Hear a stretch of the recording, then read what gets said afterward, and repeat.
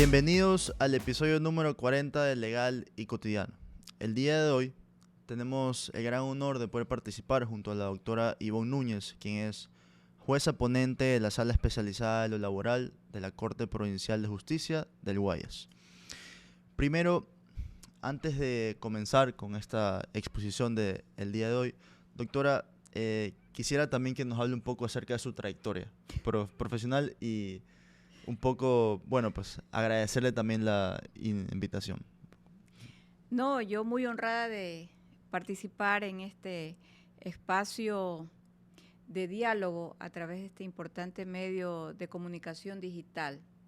Usted me hace la pregunta más difícil, realmente cuando me dice que diga quién soy. Es una pregunta muy complicada, pero en el campo profesional yo me desempeñé con más de 16 años en el ejercicio como abogada. Y con el transcurso del tiempo seguí estudiando porque el ser humano no puede dejar de prepararse y conocer qué es lo que sucede día a día en la sociedad. Y evidentemente la carrera que escogí, como es la carrera de la abogacía, que es una carrera que permanentemente tiene reformas, incorporación de nuevas normas, de nuevos códigos, implica una preparación permanente. Obtuve con el transcurso del tiempo varios diplomados y también varias maestrías. En la actualidad, dentro de poco tiempo, pues soy candidata a obtener mi doctorado PH en Derecho en una universidad extranjera. He ejercido también funciones en el sector público en varias instituciones y desde hace más de 8 años ejerzo la magistratura. Me he desempeñado como jueza de garantías penales, jueza de tránsito, jueza de niñez, jueza de contravenciones, y estos últimos años, después de un sendo concurso para seleccionar jueces de la Corte Provincial en el área laboral, opté por participar y ganar mi espacio. Y allí me encuentro, por supuesto, no aspiro a concluir mi vida profesional como magistrada en la Corte Provincial de Justicia del Guayas, de ninguna manera, porque pienso que uno tiene que seguir subiendo, como siempre lo digo y lo recomiendo, la escalera de la vida. Así que, en cortas palabras, la difícil pregunta que usted me ha hecho. Perfecto. Bueno, pero siempre en digamos que siempre ha llevado por delante el derecho laboral, más que todo. Sí, a mí me ha gustado mucho el derecho laboral porque abracé la concepción del derecho social a muy temprana edad. Yo me especialicé trabajando siendo estudiante en las federaciones de trabajadores y mis primeros trabajos ya como abogada fue negociar contratos colectivos. Yo tenía 30 años y negociaba contratos colectivos en el Ecuador, así que no ha sido un trabajo nada sencillo, nada excluyente, nada discriminatorio, todo lo contrario, porque siempre he sostenido que la capacidad, el intelecto y la preparación de la persona no está por el sexo que se tenga, ni tampoco por la edad que se tiene, sino que eso se da en base a la experiencia, al conocimiento y al profesionalismo que uno le ponga ya en el ejercicio de la carrera profesional. Así que esos fueron mis inicios. La ejercí durante 16 años y siempre me ha gustado el derecho social porque es la base de toda organización de una sociedad que debe vivir en convivencia y en armonía, y el derecho social entrega la convivencia y la armonía, más que el derecho penal. Perfecto, sí, justamente es eso, el derecho social como base, ¿no? Ahora ya para entrar, ¿no?, al tema que nos compete el día de hoy, que es sobre estos retos y esta evolución del derecho laboral en nuestro país, quería conversar acerca de uno de los principios, ¿no?, que rige al derecho laboral. Tenemos tanto el principio de irrenunciabilidad, de intangibilidad, pero un principio que tiene, digamos que bastante conflicto puede ser en ciertos casos, es el principio de contrato realidad.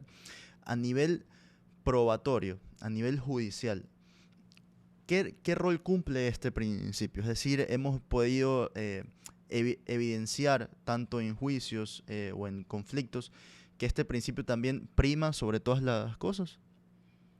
Bueno, usted cuando me habla de la definición que yo le pueda dar ya en la práctica del contrato realidad, necesariamente me tengo que enfocar al principio de la primacía de la realidad. El contrato realidad o el principio de la primacía de la realidad es la evidencia de los hechos que constan en el proceso y que se encuentran básicamente entre los testimonios que se rinden en juicio a favor, en este caso, del trabajador o de la trabajadora, y también de todas las versiones que se van acumulando en el proceso, más las pruebas, que sin la existencia de un contrato por escrito, sin la existencia de este contrato por escrito, los hechos determinan que en efecto hubo un vínculo laboral pactado, pudo haber sido pactado de manera oral, porque los contratos en el Ecuador son escritos y también son orales. Y ahora con el mundo de la tecnología también hay otro tipo de contratos, los contratos virtuales. Bueno, en definitiva, este conjunto de hechos son los que determinan en la práctica que el vínculo laboral existió. Ese vínculo laboral existente, ¿de qué manera lo determinamos? De la realidad del proceso. Tanto es evidente que el contrato existió, que las pruebas me llevan a mí como juzgadora a determinar que en base a la primacía de la realidad de qué, de la realidad procesal, existió el vínculo. Porque usted le hace preguntas al trabajador que fue despedido o que el trabajador cumplió ya cierto periodo de tiempo en ese contrato pactado con el empleador, que no existe una escapatoria o un espacio para decir, sabe que no existió contrato. No hay duda, no, lo contrario. Son evidentes, determinantes y concluyentes que la relación laboral existió. Eso me lleva a mí a determinar en primer orden, en un proceso judicial, que evidentemente el contrato se dio. ¿De qué manera se dio? De la forma como consta en el proceso. Eso es el contrato realidad y eso tiene una vinculación con el principio de la primacía de la realidad.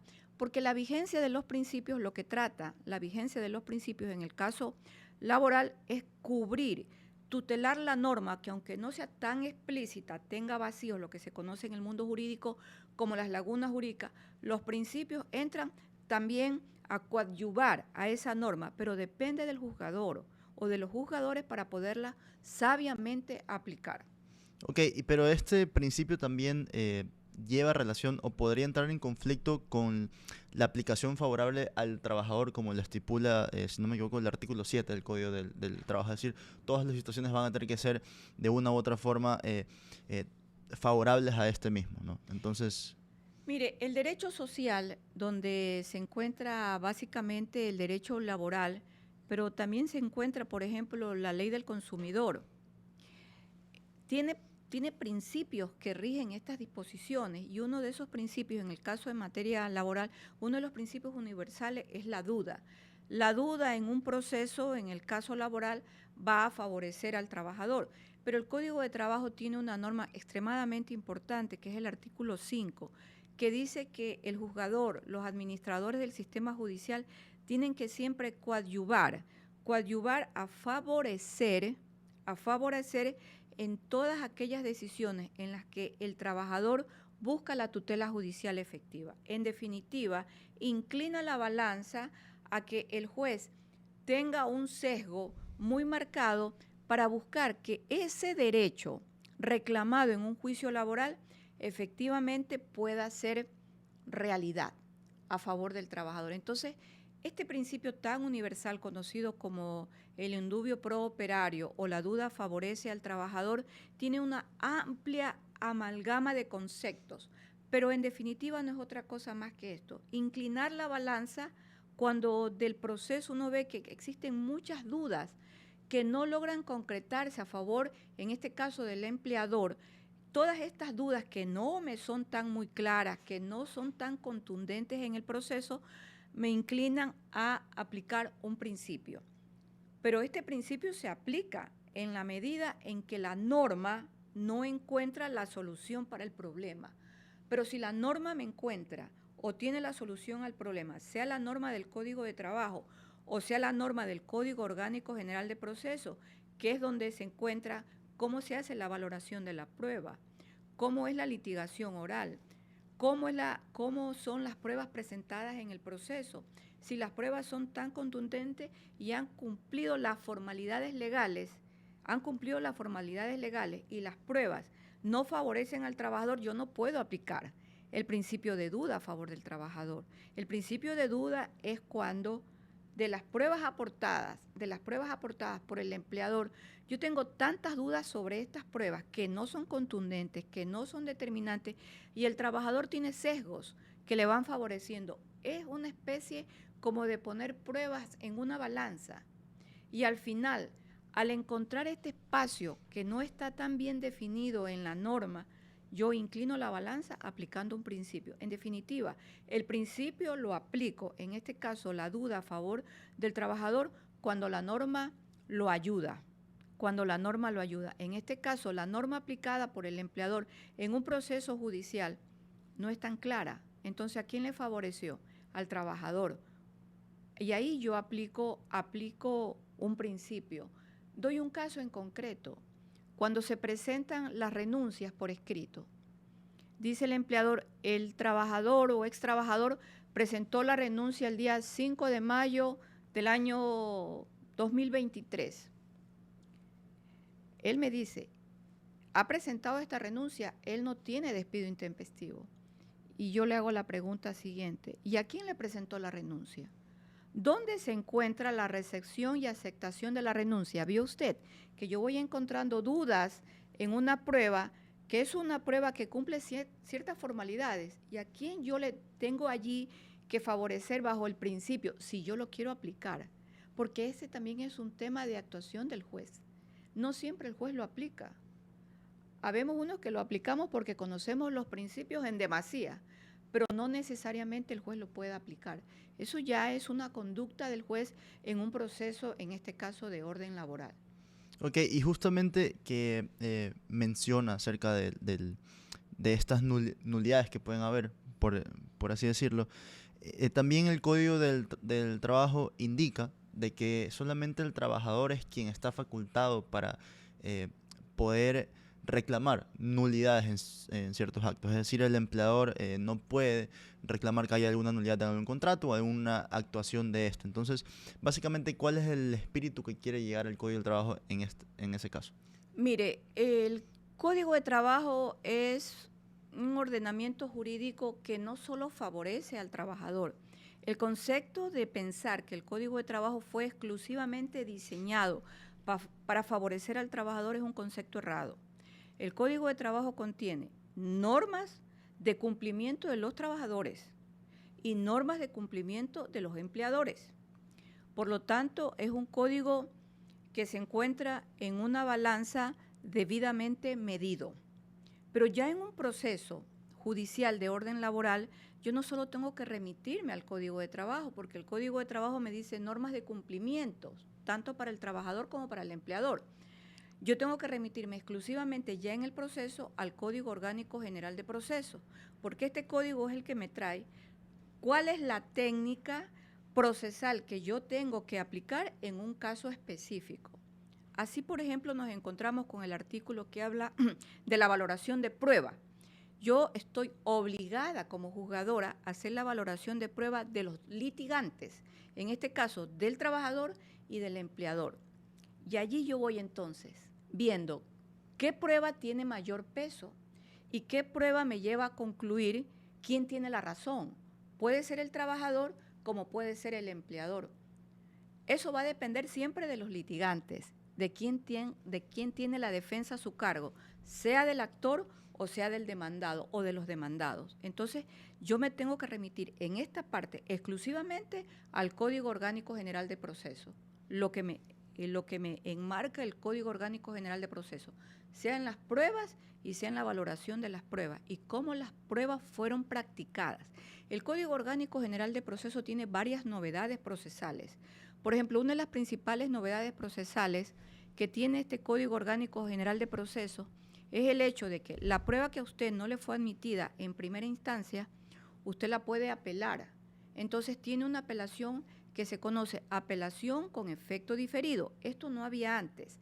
Tiene otra novedad extremadamente importante, que es el anuncio de una prueba nueva, que usted la puede presentar en primera instancia, en segunda instancia y también en tercera instancia, siempre que esa prueba nueva usted logre acreditar que recién la pudo conseguir y que esa prueba le favorezca tanto al trabajador demandante como al demandado, en este caso al empleador. Son novedades extremadamente importantes que hay que saberlas conocer y saberlas utilizar como herramientas de litigaciones procesales.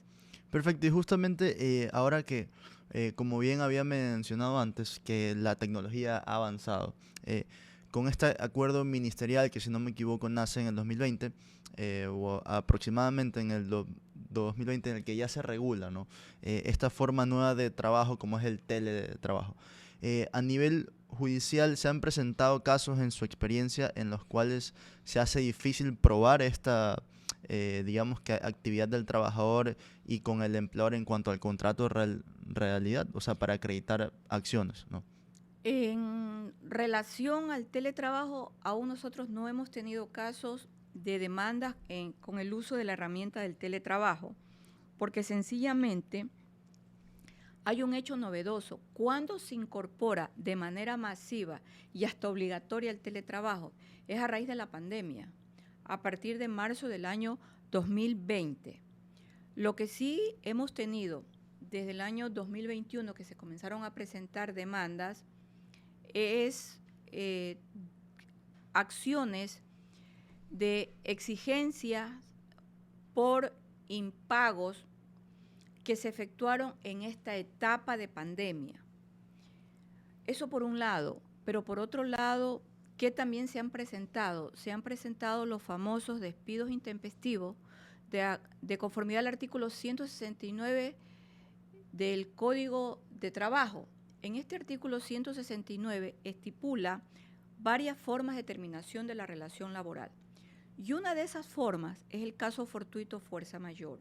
Los empleadores aplicaron de manera legal el caso fortuito o fuerza mayor porque sus empresas, sus fábricas tuvieron que cerrarlas por decreto presidencial y porque estábamos en una emergencia nacional y también a nivel mundial. Entonces, ¿cómo el empleador logra demostrar que su empresa se vio obligada a cerrarla? Básicamente con una prueba que les ha servido de muchísima utilidad, que es el cierre temporal ante el sistema de rentas internas de las actividades desempeñadas en sus empresas.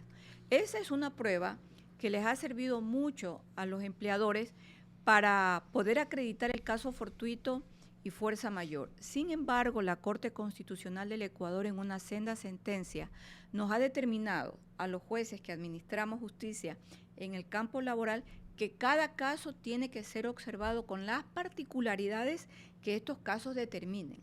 Porque yo le estoy hablando de un caso con una prueba, pero existen otros casos donde esa prueba no consta. ¿Y yo cómo la aplico? Le doy un caso muy sencillo. Grandes empresas de ventas de comida rápida o de comida en las calles que tienen 2, 3, 4 o tenían 20 carretas de comida en la calle. Estas personas tenían sus actividades ante el sistema de rentas internas porque tenían que declarar. Pero ¿qué sucede? Resulta que no hicieron el cierre porque les era imposible acudir al sistema de rentas internas y el sistema online estaba colapsado.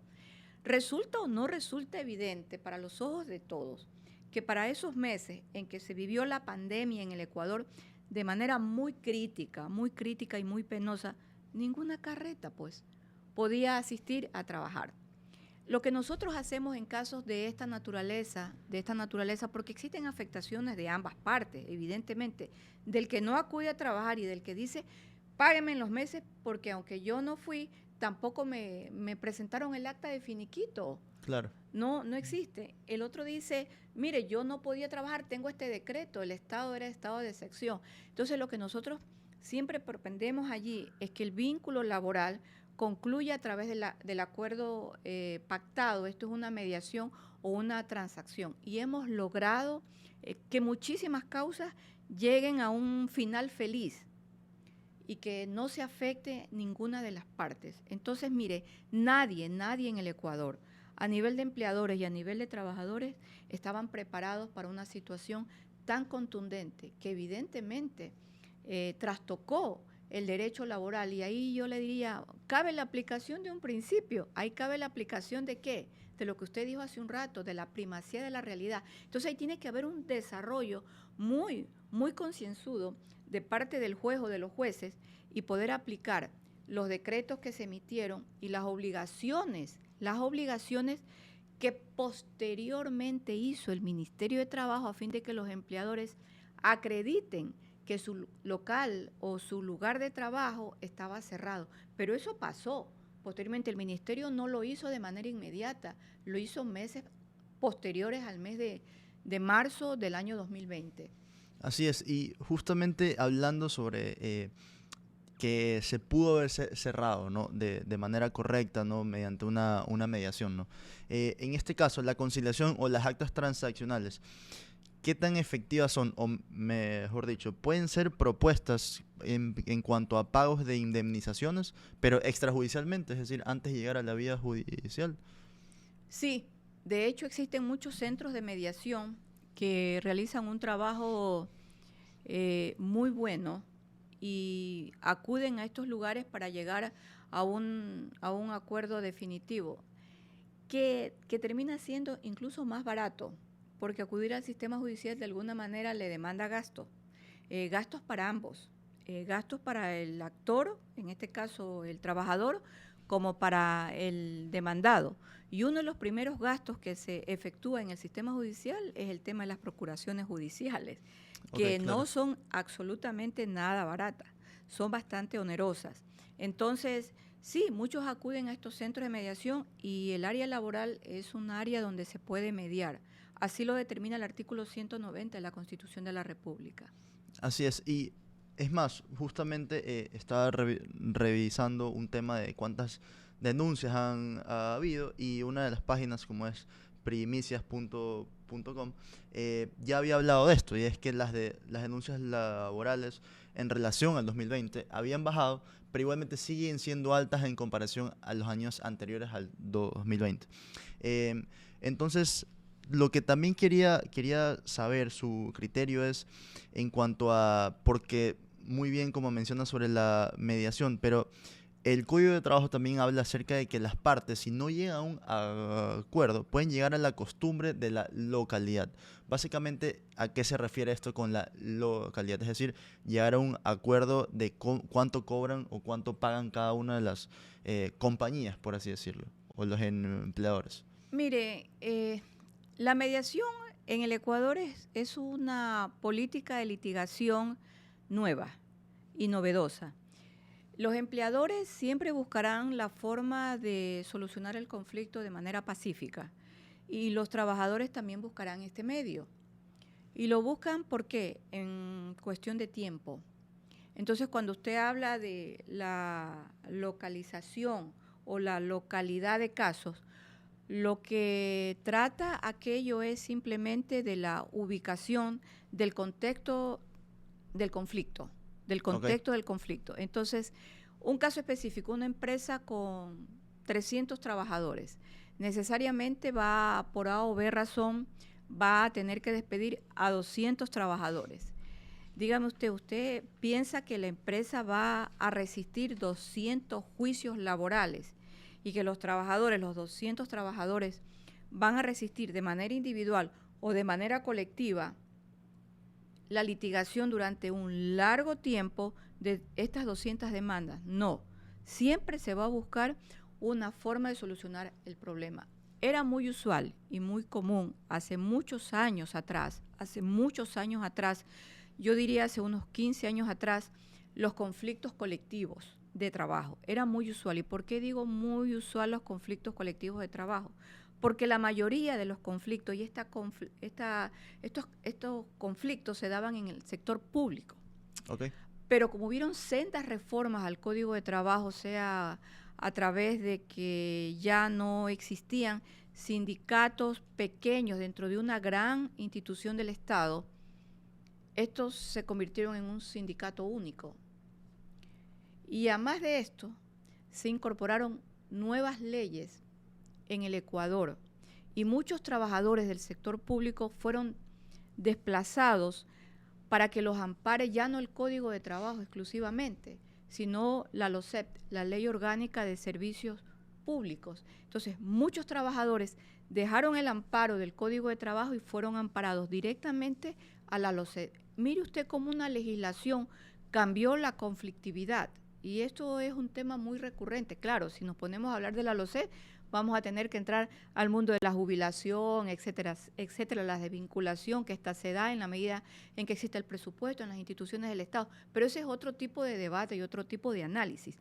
Pero mire usted cómo se desplazaron estos conflictos a raíz del surgimiento de esta nueva ley. Ok, y justamente ya para pasar lo que sería ahora a los retos, ¿no? Como bien lo dice, cómo esta nueva ley ha, digamos que formulado esta nueva forma del derecho laboral. Justamente tenemos que el 1 de febrero del 2023 se da una de las reformas últimas, ¿no?, al Código de Trabajo, y ahora en la Asamblea Nacional se está debatiendo desde abril del 2023 ciertas reformas también nuevas, ¿no? Entre esas quería hablar acerca de, están proponiendo, ¿no? Esto es, lo da, ¿no?, el Frente Unitario de los Trabajadores, y hablan acerca de un ajuste a la cesantía del IES, ¿no? Entonces, ¿qué es la cesantía? Esta cantidad de dinero que se acumula mensualmente en la cuenta individual del afiliado, ¿no? Pero en este caso, ellos lo que dicen es que el 2% de este aporte que hacen los afiliados al fondo de la cesantía se mantenga, pero solo podrá ser retirado cuando la persona se jubile. Entonces, en ese caso, no afectaría un poco a la adquisición que tendría el trabajador para poder, digamos que, adquirir de este dinero, ¿no? Bueno, mire, el tema del seguro social y de los aportes individuales que realiza el afiliado es un abanico de complejidades. Es un abanico de complejidades. Y han habido en el Ecuador ya algunos ensayos, yo diría algunos ensayos. Yo recuerdo hace más o menos unos 20 años atrás, por resolución del entonces, como se denominaba el órgano legislativo Congreso Nacional, se congelaron todos los fondos de cesantía de los afiliados en el Seguro Social. Y se hizo una campaña muy agresiva para que entraran administradoras especiales de esos valores para los asegurados. Eso no resultó. Y finalmente toda esa congelación que había de esos recursos se tuvo que abrir. Porque del fondo de cesantía, el trabajador también se nutre, siendo trabajador activo, de ese dinero que tiene allí acumulado como fondo de cesantía, le sirve para hacer otro tipo de préstamos.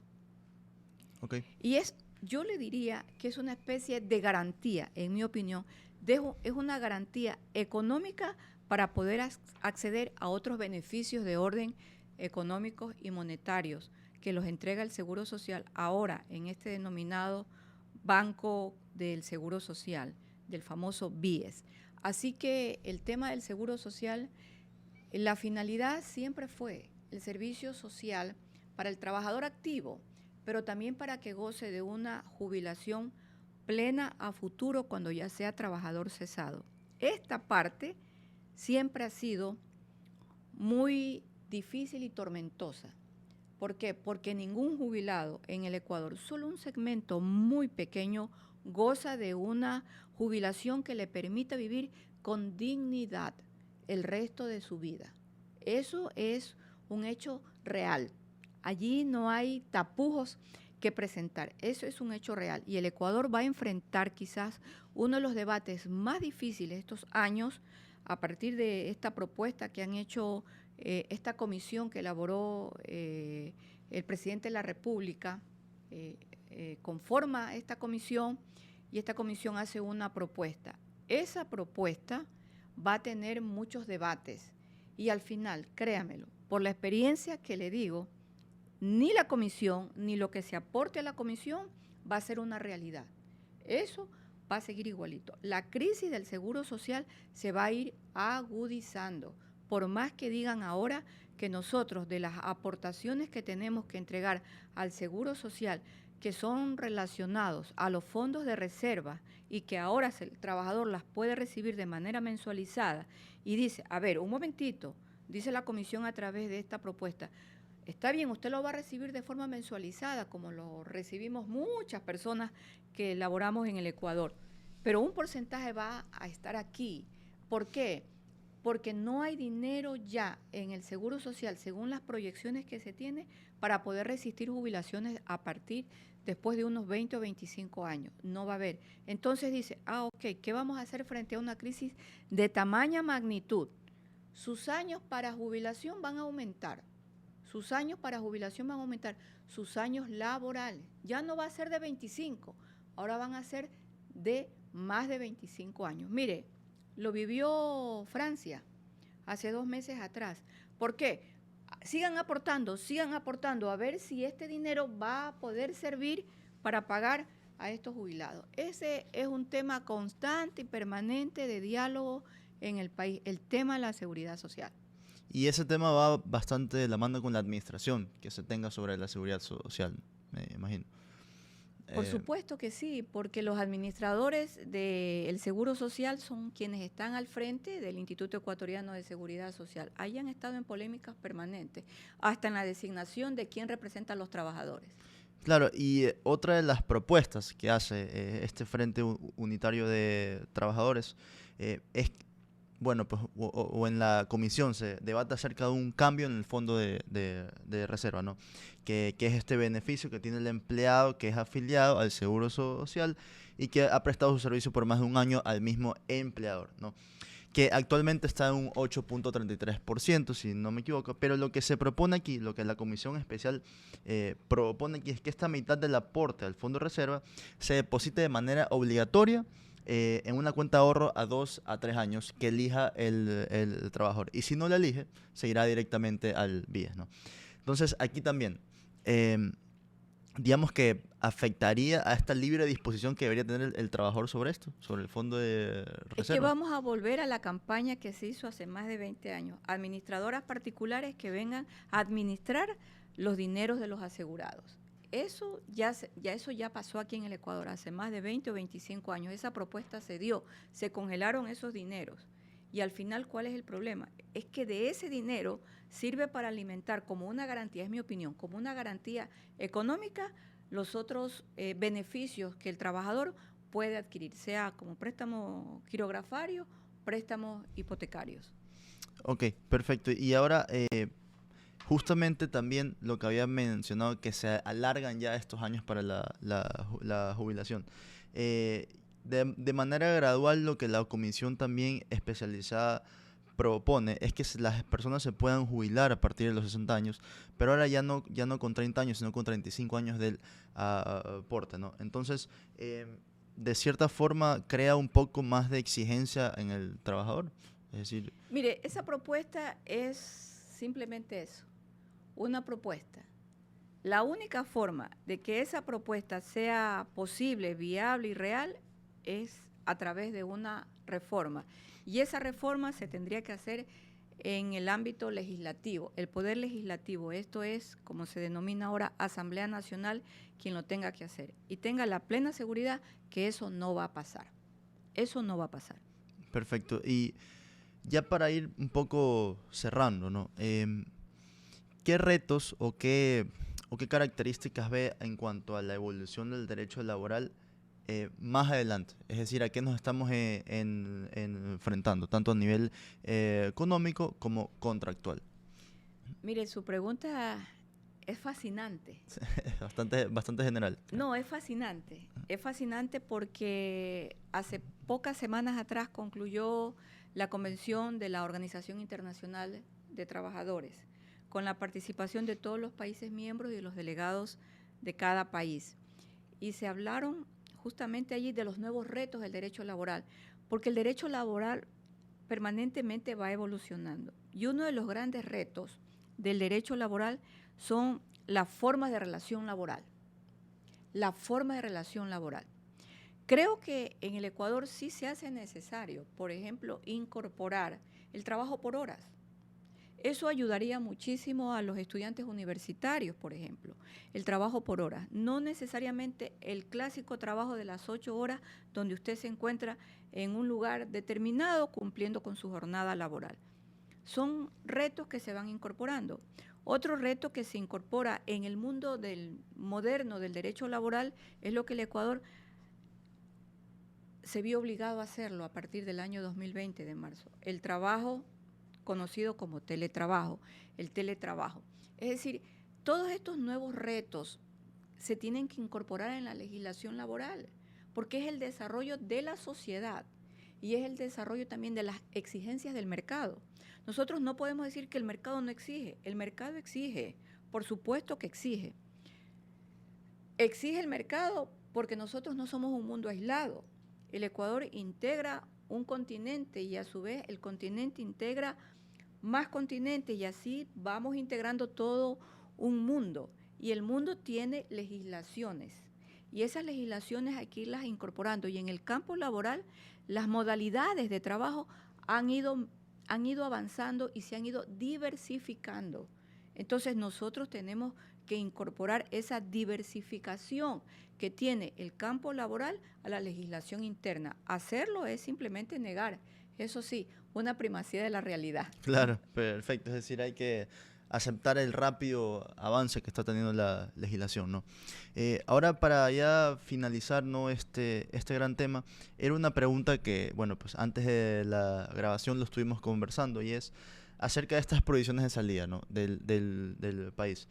Una vez que han sido prohibidas, también se ha estado debatiendo bastante de que las personas que ya tenían estas prohibiciones de salida del país, como bien la Corte Constitucional lo dice, que las nuevas reformas o estos criterios surten efecto para lo venidero. Estas personas que tienen ya las prohibiciones de salida del país antes del criterio de la Corte Constitucional, ¿no se les aplica el principio de indubio pro reo, quizás? Bueno, si se refiere a las prohibiciones o medidas cautelares que imponía el Servicio de Rentas Internas, la Corte Constitucional fue muy clara en enero del año 2022, cuando a través de una senda sentencia dijo, a ver, los únicos que pueden imponer prohibiciones de salida del país son los jueces. No cabe un órgano administrativo como el Servicio de Rentas Internas imponer al contribuyente por un trámite administrativo pendiente una medida cautelar de esa manera. Eso ya quedó revocado. Por lo tanto, aquellas personas que tenían, los contribuyentes que tenían trámites administrativos con prohibiciones de medida cautelar, yo creo que el mismo sistema de rentas internas de manera paulatina lo ha ido haciendo, porque a veces muchas de estas personas que tenían estos pequeños y grandes problemas a la vez, han presentado acciones de protección y las acciones de protección les han venido dando la razón en base a la sentencia emitida por la Corte Constitucional, que viene haciendo un extraordinario trabajo. Y déjeme decirle algo, no es porque la ley no lo decía, la Constitución lo dice, sino que era un trámite impositivo, sancionador, de manera administrativa que lo imponía el Servicio de Rentas Internas. Ahora, hay otras medidas cautelares, como por ejemplo en el campo penal o en el área penal, que necesariamente tiene que ser impuesta por el juez. El juez impone en un proceso penal la prohibición de salida del país. Ahí está, solo es el juez. No puede ser un órgano administrativo. Así es, correcto. Bueno, pues ahora sí, para finalizar, un último mensaje quizás a los que nos están escuchando, más que todo a las personas que están comenzando su carrera de leyes, ¿no? La comunidad joven. Entonces, ¿qué nos podría decir en cuanto a lo que se nos avecina en cuanto a estas reformas laborales y digamos que esta pasión por el derecho, ¿no? Bueno, la pasión por el derecho, tan bien definida, la pasión por el derecho. A los estudiantes de las facultades de jurisprudencia de las universidades del Ecuador y quienes nos escuchan a través de este importante medio de comunicación es que se preparen. Tienen que estudiar permanentemente, tienen que ver el antes, el ahora y hacer una proyección de reformas a las normas. Miren, el Ecuador ha vivido un proceso extremadamente rápido. Yo suelo siempre decir que la historia en el Ecuador se ha escrito demasiado rápida. En el campo judicial en el campo normativo, sobre todo en el campo normativo. A raíz de la vigencia de esta Constitución del año 2008, se incorporaron un sinnúmero de nuevas legislaciones que fueron derogando otras legislaciones, por ejemplo, el área penal. Nosotros estuvimos en el Ecuador muchos años con un código de procedimiento penal, con un código penal, con un código de procedimiento civil y después del año 2016 un nuevo código procesal donde se incorpora el área laboral, el famoso Código Orgánico General de Proceso. En el año 2014, un nuevo Código Orgánico Integral Penal que rige la vida del mundo penal. Ambos han tenido sendas reformas y vaticino, no porque tenga la varita mágica, sino porque esos códigos no están escritos en piedra. Entonces, ambos pueden seguir teniendo reformas y con el tiempo podrían, por ejemplo, ser derogados a fin de que se dé paso a nuevas legislaciones. En definitiva, el estudiante tiene que estudiar día a día y tiene que empaparse también de todo el cuerpo jurisprudencial que hace el contexto judicial en el Ecuador o el contexto legislativo en el Ecuador. Y ahí están las sentencias de la Corte Constitucional, están las sentencias de la Corte Interamericana de Derechos Humanos que nos entregan grandes sentencias y grandes fallos de interpretaciones normativas, lo que se conoce como la hermenéutica jurídica, saber interpretar las normas, saber conocer lo que dice la legislación interna. Entonces, el mundo del derecho es muy amplio, no nace ni muere en el Ecuador, no. Es muy amplio y eso hay que saberlo entender. Solo el que entiende el contexto normativo nacional e internacional puede tener una visión general de las normas jurídicas. Perfecto, cerramos con este gran mensaje de la doctora Ivonne Núñez. Y bueno, pues no se olviden que este capítulo estará publicado tanto en YouTube, en Spotify, en Apple Podcast. Este fue el episodio número 40. Y no se olviden de seguirnos también en las redes como Instagram y TikTok como legalycutiano.es. Bueno, pues nuevamente muchas gracias, doctora Ivonne Núñez, por haber aceptado la invitación y espero que en algún momento podamos conversar acerca de un tema jurídico, ¿no? Encantado. Me gustó que es el programa número 40. Invíteme para el 60 también. Perfecto. Charísimo. Bueno, pues estén pendientes al episodio número 41 y el episodio número 60 con la doctora Ivonne Núñez nuevamente. Hasta luego.